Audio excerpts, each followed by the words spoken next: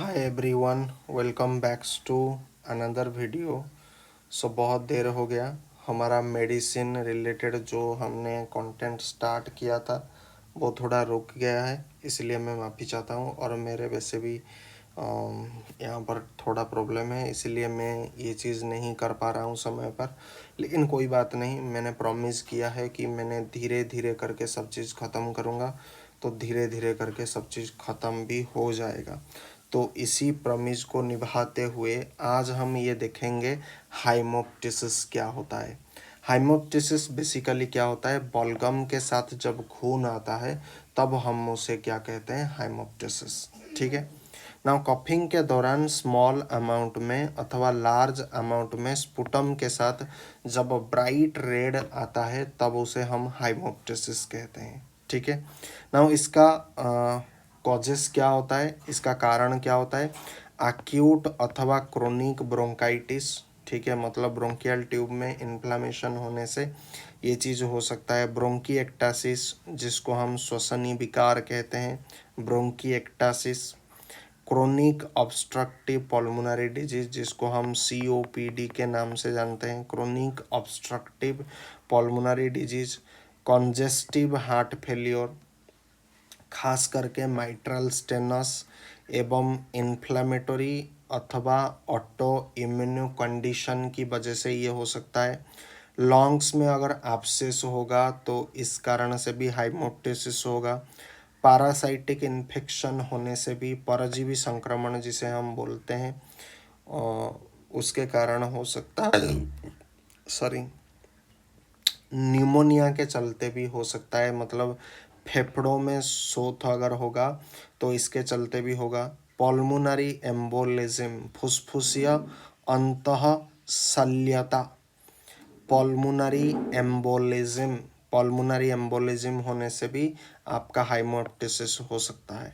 Tuberculosis, जिसे हम क्षय रोग कहते हैं, ब्लड थिनर ड्रग का उपयोग करने से भी हो सकता है। ट्राउमा, किसी प्रकार का चोट आने से भी बलगम के साथ खून आ सकता है। ठीक है, दीज आर द कॉज। ठीक है, बहुत सारे कॉज है। नाउ इसका साइन एंड सिम्टम कैसे हमें पता चलेगा कि हमें हाइमोप्टिसिस हुआ है, बहुत सिंपल है। कॉफ जब आप करोगे तो उसके साथ ब्लड जब आएगा, मतलब स्पुटम के साथ जब ब्लड आता है तब हम उसे हाइमोप्टिसिस कहते हैं। ठीक है। नाउ चेस्ट पेन होगा, सीने में दर्द होगा, वेट लॉस, वजन आपका घट जाएगा, फीवर आपको होगा, बुखार होगा, शॉर्टनेस ऑफ ब्रेथ, मतलब सांस लेने में आपको कठिनाई महसूस होगा, shortness of breath. Sweating at night, मतलब रात में आपको पसीना आएगा। ठीक है, रात में अगर पसीना आ रहा है, सांस लेते वक्त अगर आपको मतलब कठिनाई महसूस हो रहा है, फीवर अगर हो रहा है, वेट लॉस अगर हो रहा है, चेस्ट में अगर पेन हो रहा है, कॉफ के साथ अगर ब्लड आता है, तो उस केस में ये सारा साइन एंड सिम्टम ये इंडिकेट करता है कि आपको हाइमोप्टिसिस हो चुका है। ठीक है। नाउ ट्रीटमेंट क्या होगा, हाइमोप्टिसिस के कई कारण हो सकते हैं, अतः इसके लिए प्रॉपर इन्वेस्टिगेशन करवा करके ही ट्रीटमेंट किया जाना चाहिए। जैसे कि यहाँ पर बहुत सारे कारण हैं। Acute chronic bronchitis, bronchiectasis, chronic obstructive pulmonary disease, congestive heart failure, खास करके माइट्रल स्टेनोस एवं इन्फ्लामेटरी अथवा ऑटो इम्यूनो कंडीशन की चलते हो सकता है। लंग्स में abscess, parasitic infection, pneumonia, pulmonary embolism, tuberculosis, blood thinner drug का उपयोग करने से, ट्रॉमा होने से। तो इनमें से आपको इन्वेस्टिगेशन करना पड़ेगा कि इनमें से कौन सा कारण इसके लिए जिम्मेदार है। ठीक है।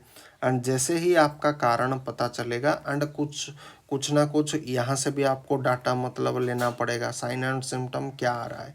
अगर इनमें से कोई साइन एंड सिम्टम दिखा रहा है, खास करके ये जो ऊपर वाला दो चीज़ बहुत ज़्यादा इम्पोर्टेंट है, एंड उससे भी बहुत ज़्यादा इम्पोर्टेंट है, कॉफ के साथ ब्लड अगर आ रहा है, ये हाइमोप्टिसिस का सबसे बड़ा आपका सिम्टम है। ठीक है, सबसे बड़ा सिम्टम आपका यही है।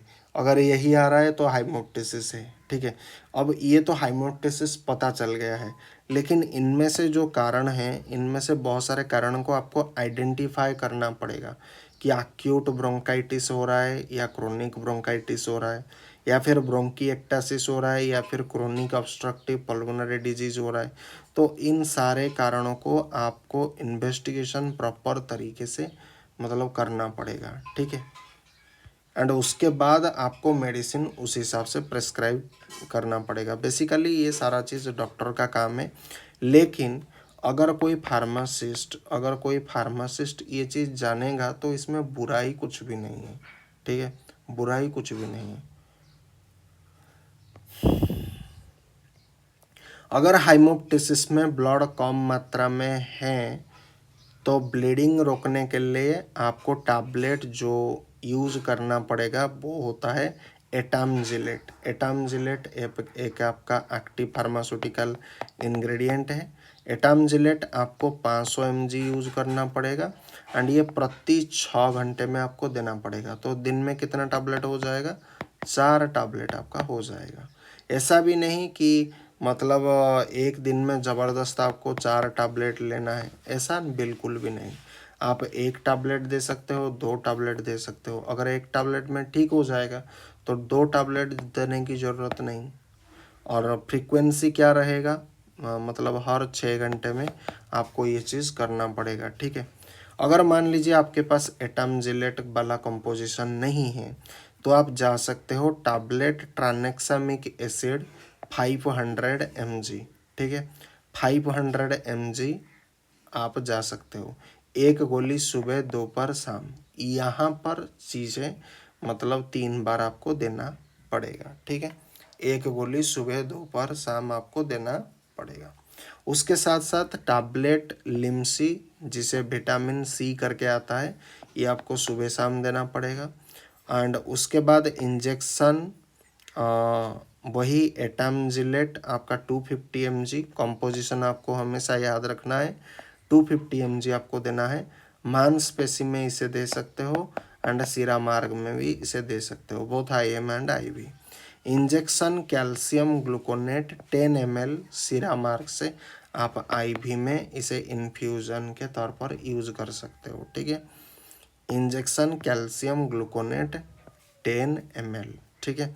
एंड कॉफ को रोकने के लिए सिरप एक आता है आलेक्स करके, डेक्स्ट्रोमेथोर्फान, क्लोरफेनिरामिन मालिएट एंड फिनाइल एफ्रिन, 1 चम्मच सुबह दोपहर शाम, जो कि आजकल के 1 चम्मच से नहीं होता है, 2 चम्मच सुबह दोपहर शाम करके होता है, ठीक है।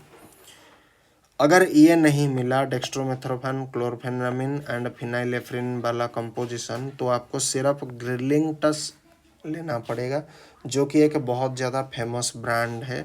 तो इसमें गुआफेनिजिन होता है, डेक्स्ट्रोमेथोर्फान हाइड्रोब्रोमाइड होता है, अमोनियम क्लोराइड होता है, क्लोरफेनिरामिन मालिएट होता है।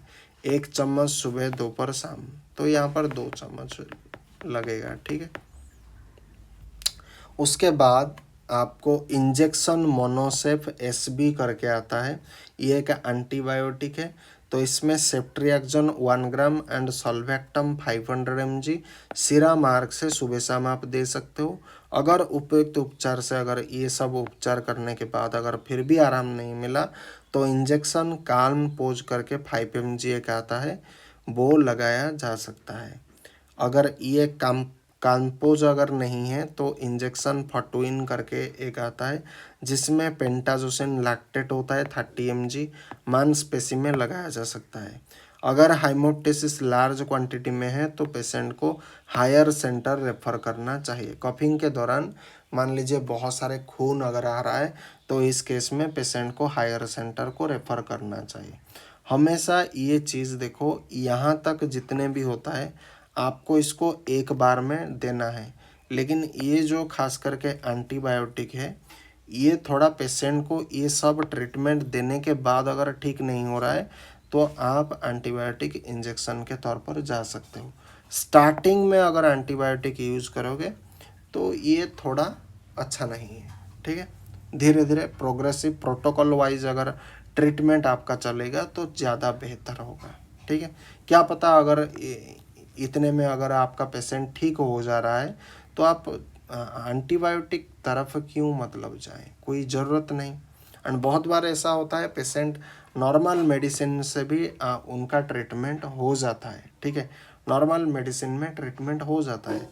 तो ये आपका सेकेंड फेज में ये चीज़ चलेगा, ठीक है। एक बार पेशेंट आएगा, अगर वो ठीक नहीं होगा उसके बाद ये एंटीबायोटिक के तरफ आप चले जाओगे एंड ये हो जाएगा आपका थर्ड फेज।